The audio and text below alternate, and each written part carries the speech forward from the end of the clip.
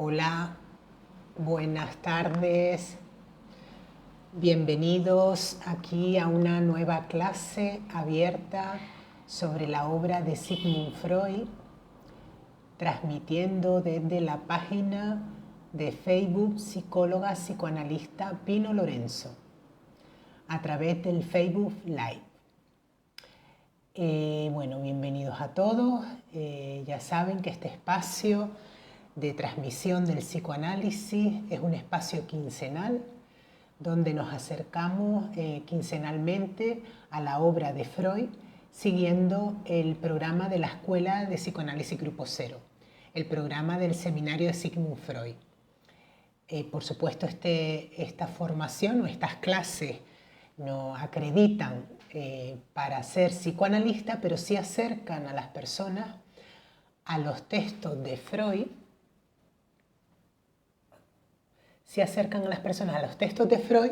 para acercarlos o para conocerlos un poquito más en profundidad, y de ahí hay personas que deciden iniciar su trayectoria o introducirse o empezar a estudiar la ciencia psicoanalítica, que ya para eso sí requiere de la formación en una escuela, como en la Escuela de Psicoanálisis Grupo Cero, donde hacemos formación sobre la obra de Sigmund Freud, la obra de Jacques Lacan y la obra del director de la escuela, Miguel Oscar Menaza. Bueno, hoy vamos a acercarnos a un texto, Análisis profano, psicoanálisis y medicina, y tiene un subtítulo que dice Conversaciones con una persona imparcial. Este texto es un texto de 1926 y es un pequeño libro que Freud escribe a partir o como motivo principal de este libro es la acusación que se le hace a un psicoanalista discípulo de Freud, uno de los primeros psicoanalistas discípulos de Freud, se le hace una acusación, una denuncia por la práctica del psicoanálisis sin ser médico, sin ser profesional de la medicina. Cuando aquí Freud utiliza el término profano, hace referencia a aquellos individuos que son... Hola Juan y buenas tardes. Bienvenidas aquí a esta nueva clase en directo. Vamos a ver si está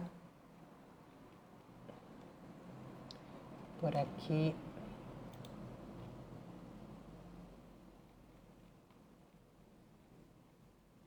Vale, aquí está. Sí. Bien. Entonces, cuando nos dice profano, designamos, como decimos, a los individuos ajenos a la profesión médica, ¿no? Aquellas personas que ejercen el psicoanálisis sin ser médicos.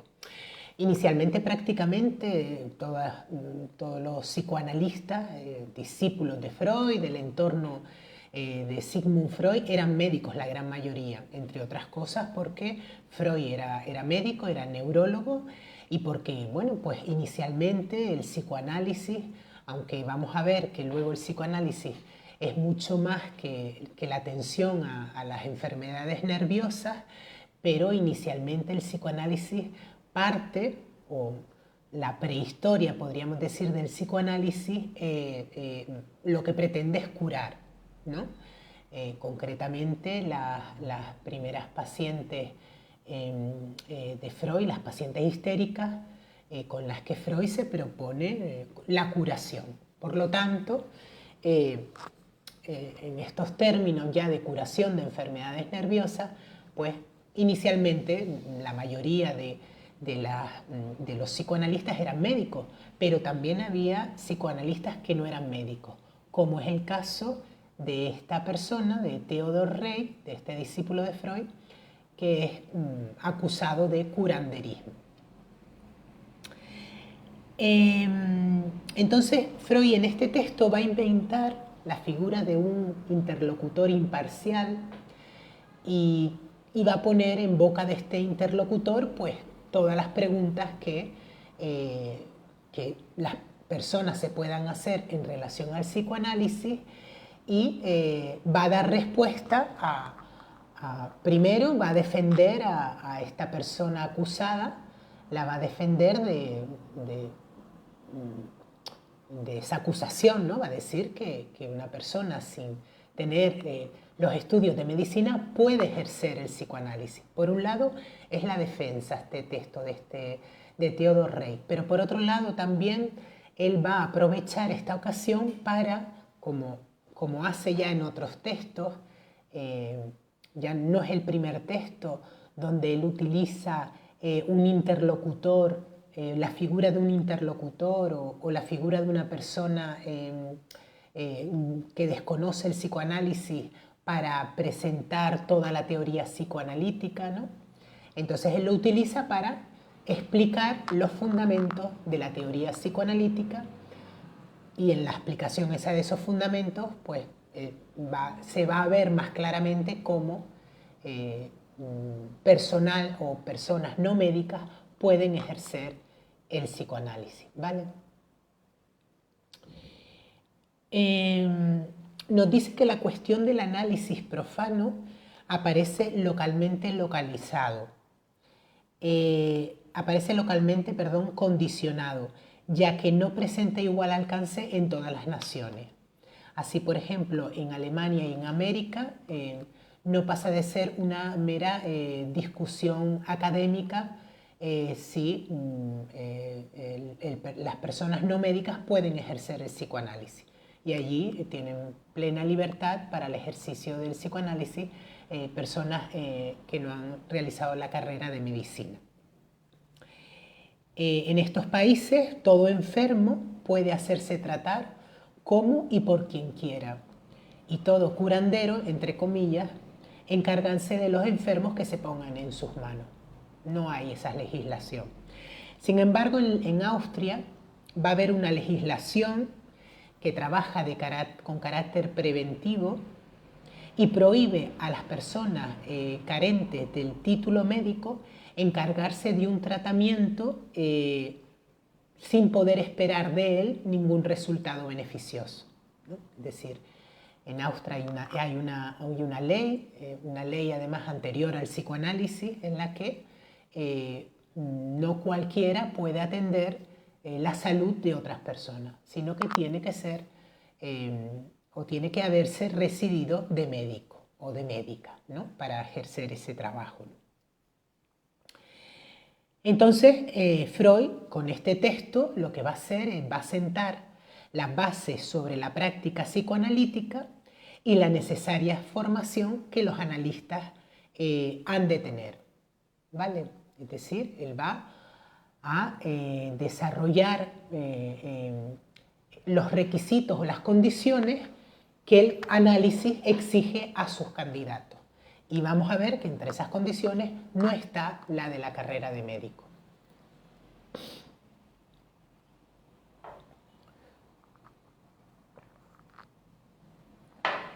Dice que ha de tenerse en cuenta que el médico recibe en sus aulas una educación casi opuesta a lo que exigiría una preparación al psicoanálisis. Su atención es orientada hacia hechos anatómicos, físicos y químicos. En cambio, no se despierta su interés por las facetas anímicas de los fenómenos vitales. El estudio de las funciones psíquicas no interesa a la medicina. Que, bueno, no debemos decir nada contra ello, dice Freud, ¿no? Ya que la medicina tiene su objeto de estudio, igual que lo tiene la física, que lo tiene la química o que lo tiene el psicoanálisis, ¿no? No debemos por eso criticar a la medicina, ¿no? Por no ocuparse de las funciones psíquicas, anímicas del humano, del hombre, ¿no? Cada ciencia, dice, tiene derecho a la unilateralidad. Sin embargo, el tema es cuando pasamos a la medicina práctica. Y frente a la complejidad del paciente que nos encontramos en las consultas médicas, vemos que la formación médica no proporciona ningún remedio para el estudio y el tratamiento de las enfermedades nerviosas. Es decir, que, aunque la medicina diga que no se ocupa de lo psíquico, el paciente que le viene que viene a la consulta médica muchas veces viene con padecimientos psíquicos, con padecimientos de origen nervioso. E incluso, aunque a veces traiga padecimientos puramente orgánicos o propios de la medicina, como son los padecimientos físicos, la complejidad del sujeto psíquico que presenta esa problemática hace que el médico no pueda atender esa parte psíquica que su paciente de alguna manera le presenta, ¿no?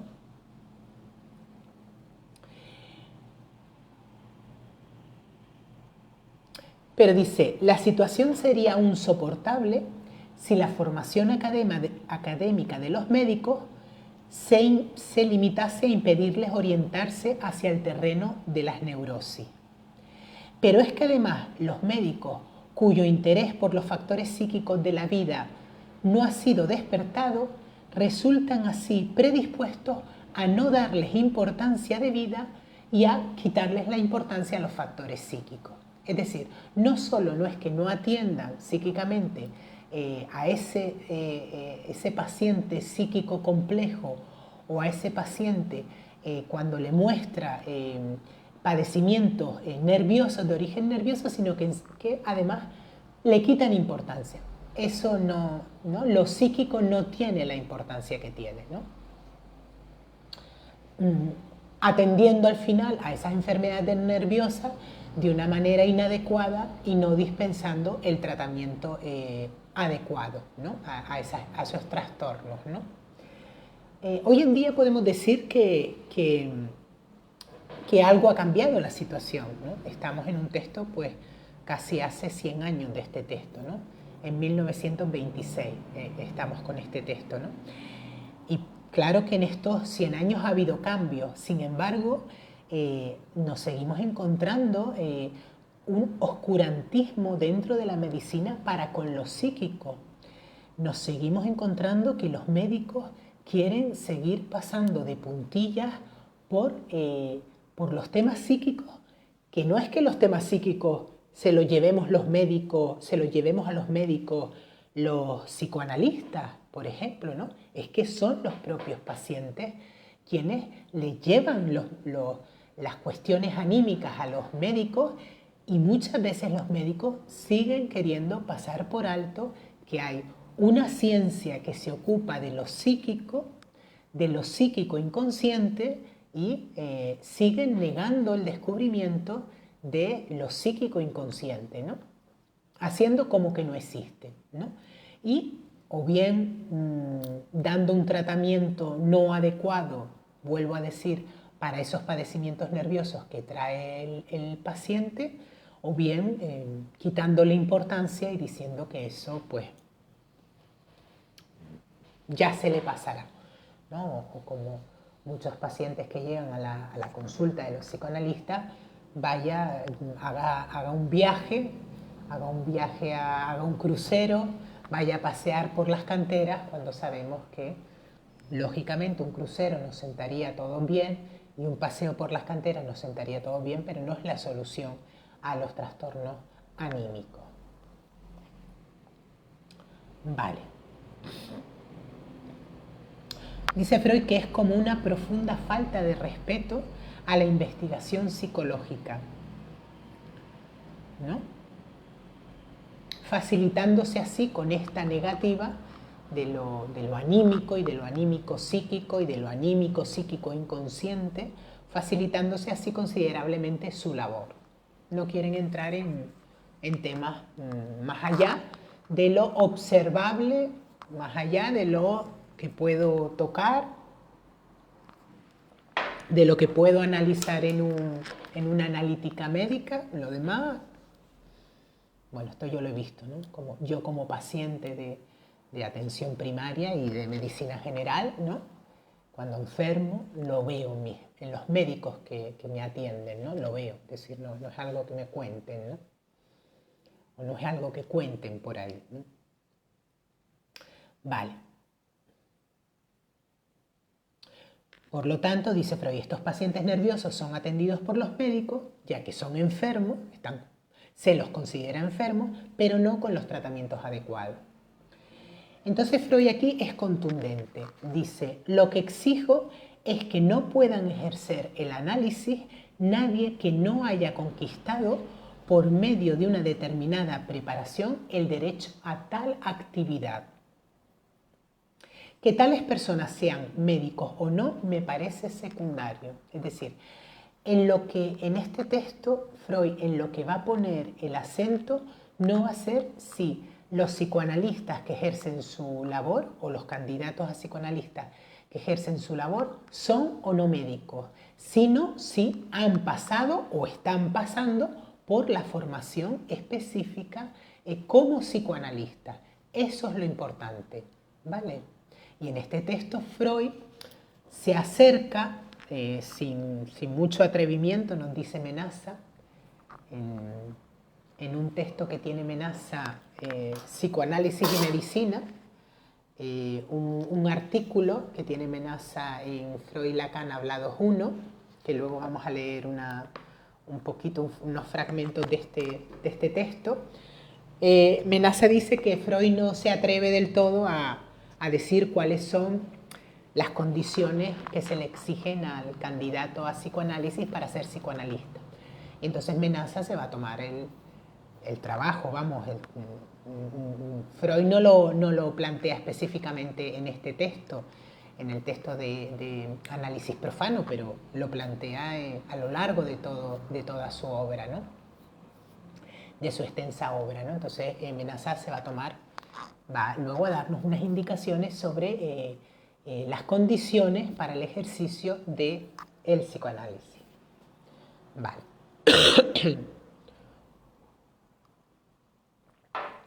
Vale.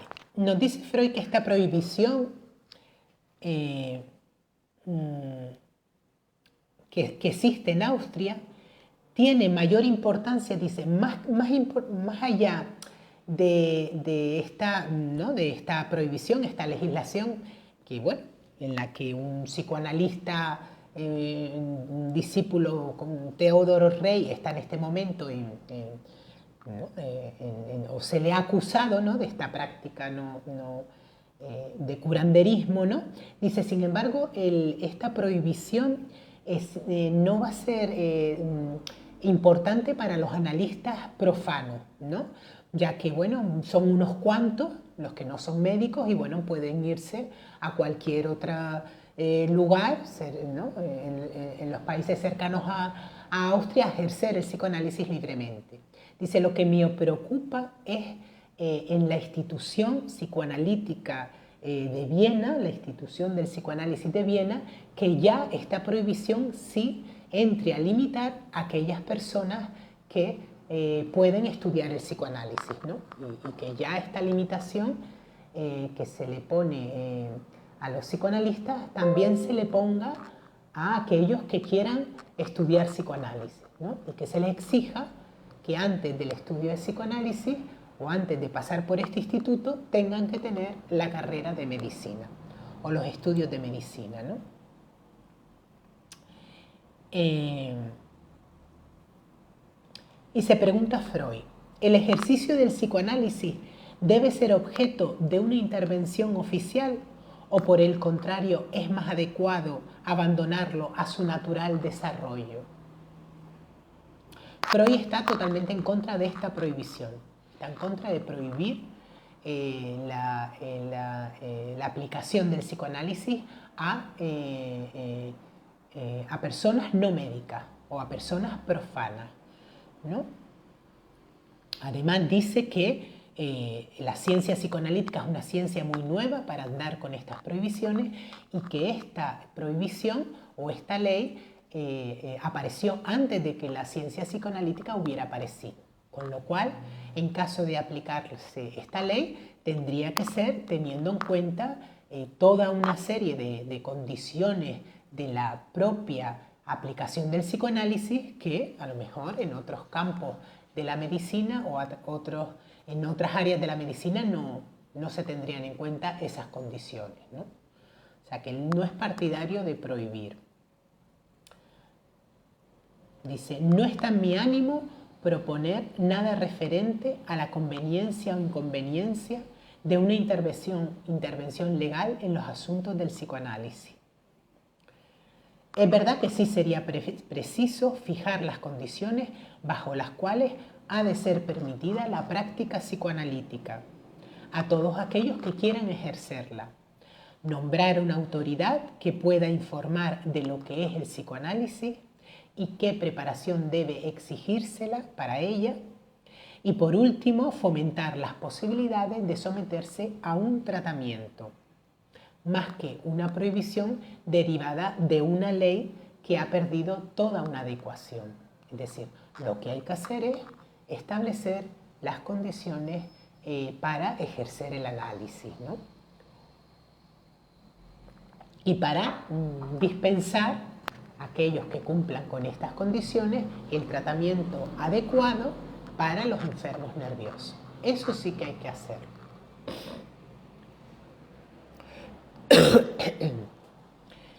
Dice, es injusto e ilógico obligar a un hombre que desea libertar a otro del grave peso de una fobia o de una representación obsesiva, dar el inmenso rodeo que supone el estudio de la medicina.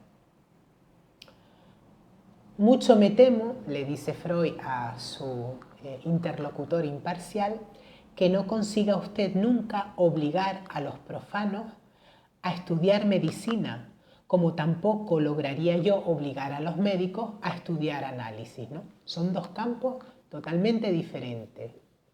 ¿Que puede haber médicos que estudien psicoanálisis? Sí. ¿Pero que todos los que estudien psicoanálisis tienen que ser médicos? No. Hoy en día en España es así, esto, ¿no? Como lo estoy diciendo.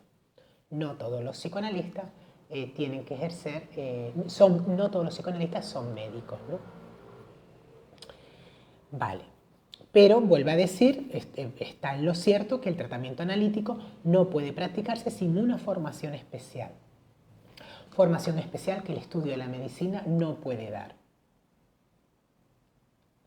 Además, no es tampoco ni recomendable que la medicina devore al psicoanálisis, ¿no? Que el psicoanálisis termine convirtiéndose en una pata más de la medicina. No es recomendable para esta ciencia nueva, dice Freud, ¿no? Que es el psicoanálisis, ya que la ciencia no, pese a que la prehistoria del psicoanálisis nació para curar a los enfermos nerviosos, la ciencia del psicoanálisis va mucho más allá de la curación. Va mucho más allá de la curación. Es una teoría científica que da cuenta de los procesos psíquicos inconscientes, ¿vale? Da cuenta de su objeto de estudio, como es el inconsciente, más allá de los trastornos nerviosos, mentales y alteraciones neuróticas, ¿no?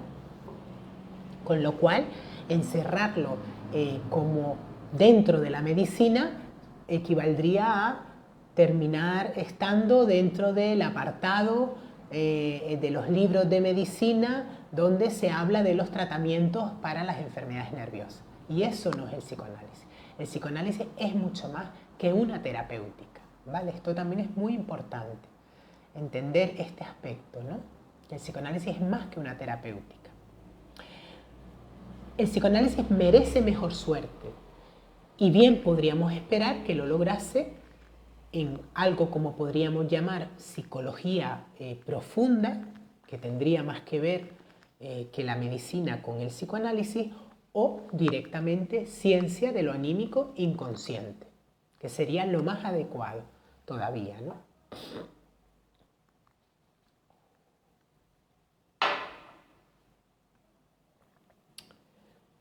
Dice, además, esta nueva ciencia puede llegar a ser indispensable a todas aquellas otras ciencias que se ocupan de la historia de los orígenes de la civilización humana y de sus grandes instituciones, tales como el arte, la religión y el orden social. En mi opinión, dice Freud, ya ha dado considerable ayuda a todas estas ciencias y esperamos que en el futuro pueda prestar muchísima más ayuda, como sin duda hoy nadie duda de cómo la ciencia psicoanalítica ha prestado mucha ayuda a otras ciencias como el arte, como la publicidad, como la medicina, como la ciencia, la filosofía, las ciencias naturales, ¿no? El instrumento científico que nos proporciona el psicoanálisis. Un nuevo medio de investigación, nos dice Freud, ¿no?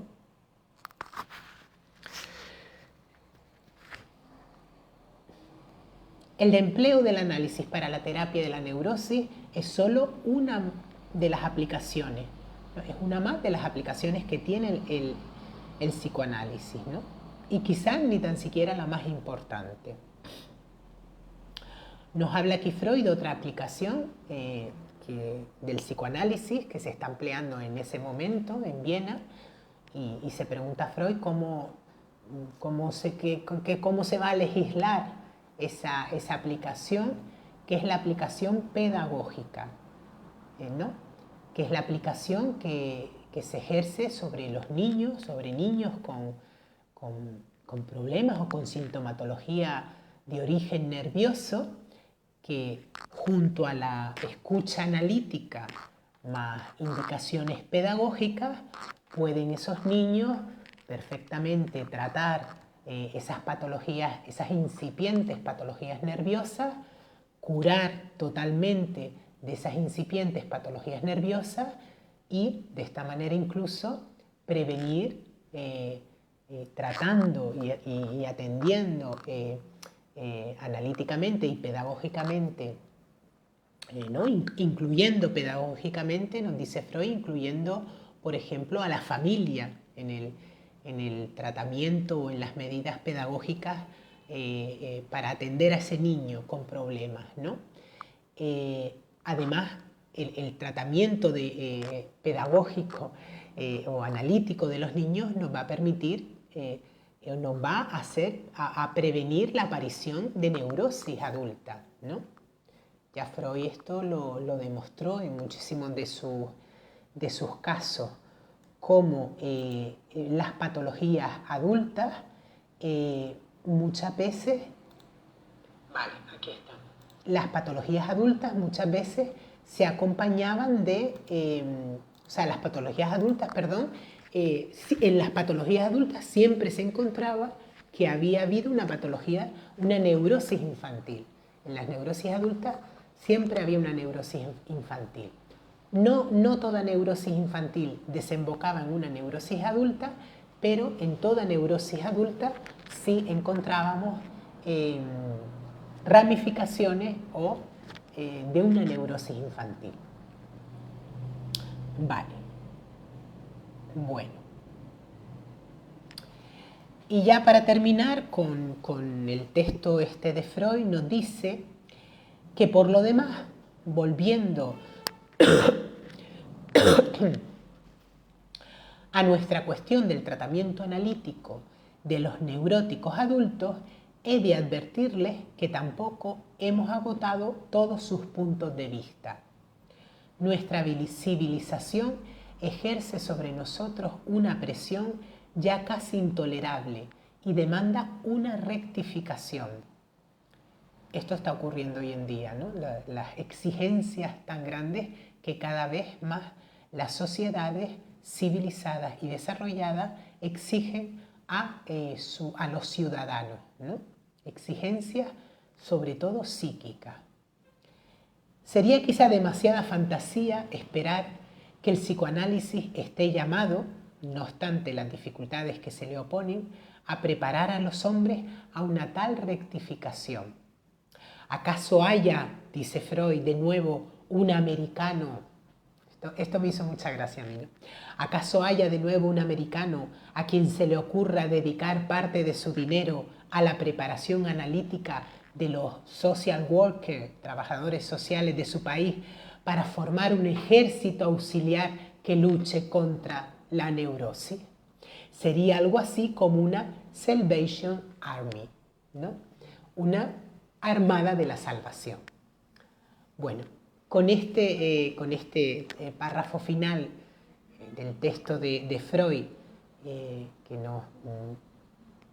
que termina con esta fantasía de un ejército que lo que luche sea no contra la vida de las personas, comprando ni construyendo más armamento, sino un ejército que luche contra la neurosis que anida en todos y cada uno de nosotros por ser sujetos del lenguaje y sujetos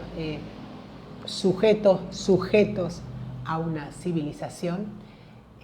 Mucho más se conseguiría si esos batallones, esas armadas, lo que fueran a tratar de curar nuestra neurosis, ¿no? Una forma muy bonita de terminar este texto. Bueno, no sé si hay alguna pregunta que quieran hacer, porque si no, me meto ahora con... a ver.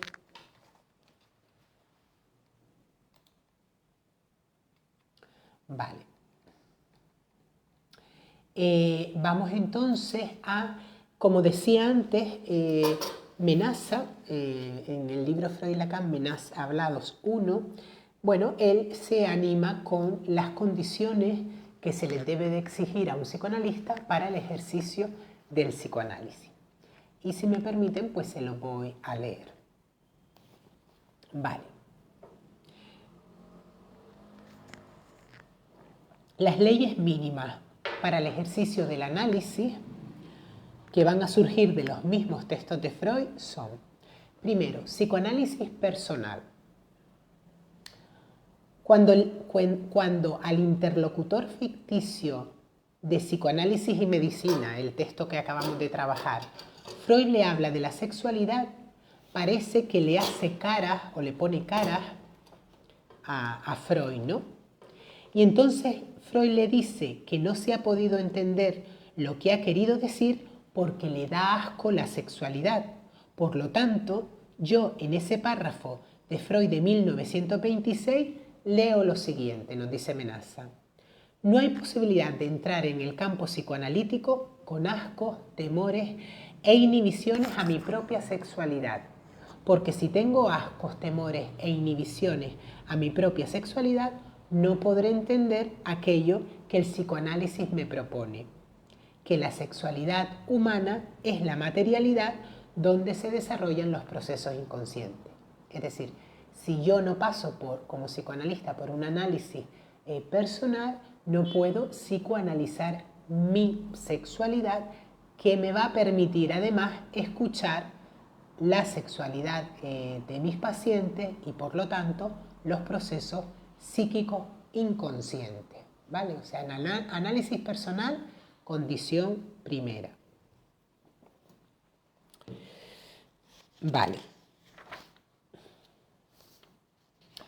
Segunda condición, estudio sistemático del psicoanálisis como ciencia, como teoría científica, es decir, lectura de la obra de Freud y Lacan, lectura constante, ¿no? Mientras se tengan pacientes, los psicoanalistas debemos estar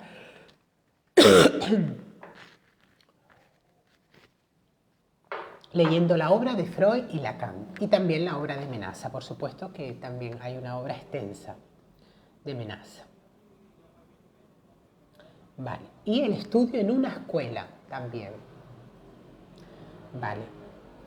También la producción por el aspirante a psicoanalista de una escritura que dé cuenta del modo de transmisión, cómo le fue transmitido a él el psicoanálisis. Es decir, no solo que estudiar los textos de Freud, sino también el psicoanálisis nos pone o nos exige, podríamos decirlo así, sin que haya una ley detrás que nos va a penalizar, ¿no? Aquí no es las condiciones no es para penalizar, es para generar el deseo, ¿no? La condición es para generar el límite que favorece mi deseo como psicoanalista para cumplir con todos estos requisitos, ¿vale? Nadie me va a penalizar, en todo caso, mi super yo, pero nadie exterior, ¿no? la penalización, si hubiera, sería del deseo que me pone a trabajar para poder ejercer el psicoanálisis, ¿no? Entonces, la producción de una escritura, ¿no?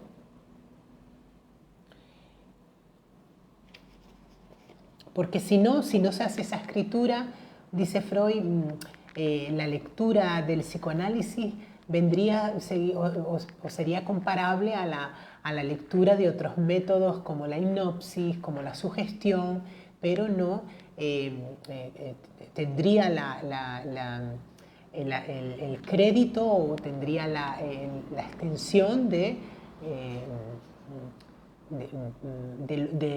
desarrollo de esta ciencia, ¿no? A ver si consigo decirlo como lo dice aquí. Dice, los requisitos que le pone la escuela al candidato, la escuela en este caso es psicoanálisis grupo 0, pero cualquier escuela de psicoanálisis debería ejercer por lo menos la escuela de grupo 0 lo hace así, ¿no? Dice, que le pone la escuela al candidato es que pueda escribir acerca del proceso que él mismo vivió. En el acceso, o sea, tan particular, en el acceso al tiempo en que le fuera posible que alguien, no interesa quién, le pudiera transmitir el psicoanálisis. Entonces, la novedad psicoanalítica es transformar el concepto de sugestión en el concepto de transferencia, ¿no?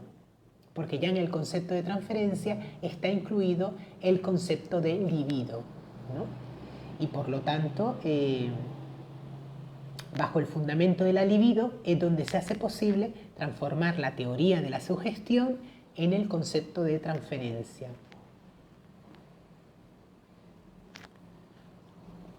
El concepto de libido hace posible transformar el método catártico, un método intelectual, donde se creía que si el paciente recordaba la escena traumática, curaría. En el método psicoanalítico, sin embargo, donde ya para que sea posible que la palabra cure, tiene que haber movilización de fuerzas, es decir, que el recuerdo no es suficiente si no moviliza en el hecho de recordar las fuerzas que fueron reprimidas conjuntamente con la escena recordada, ¿vale? Al recuerdo hay que añadir todas las fuerzas que ejercieron o aparecieron en la escena cuando se reprimió. Y esto es lo que el psicoanálisis denomina transferencia. Y es en esta relación transferencial del candidato a psicoanalista con su psicoanalista, con su supervisor, con la escuela, con los escritos, donde se puede dar cuenta, donde el psicoanalista, el candidato a psicoanalista, en sus escritos puede dar cuenta de esa relación transferencial. También dice que el candidato en algún momento de su carrera psicoanalítica debe practicar como paciente el psicoanálisis grupal también. Y ya por último debe poner sus conocimientos también a disposición de todos aquellos procesos de engrandecimiento de los límites de la vida humana actual, ¿no? Debe también favorecer o difundir estos conocimientos del psicoanálisis para que otros también puedan beneficiarse de ellos. Vale. Y bueno, estas serían las condiciones que las pueden encontrar. De hecho, pueden encontrar el texto completo, Psicoanálisis y Medicina. Creo que hay una página en Google, en Internet, donde está todos los libros, toda la obra de Menaza transcrita, y pueden encontrar este texto, Psicoanálisis y Medicina. Bueno. Y dejando algún minutillo por si hubiera alguna pregunta.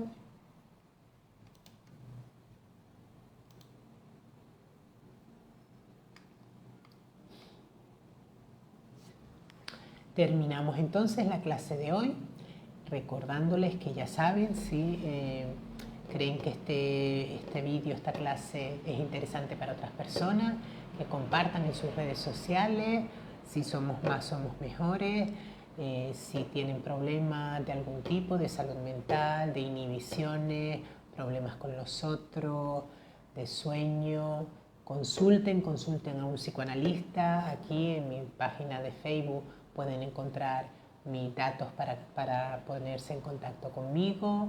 No duden en consultar, en atender a su salud mental, que ya saben que sin salud mental no hay salud, ya lo saben. Muy interesante nos dice Juani. Muchas gracias, Juani. Aquí estamos para acercar a todos los conocimientos del inconsciente, de la ciencia psicoanalítica. Y con esto y un bizcocho, como se suele decir, seguimos la próxima. Chao.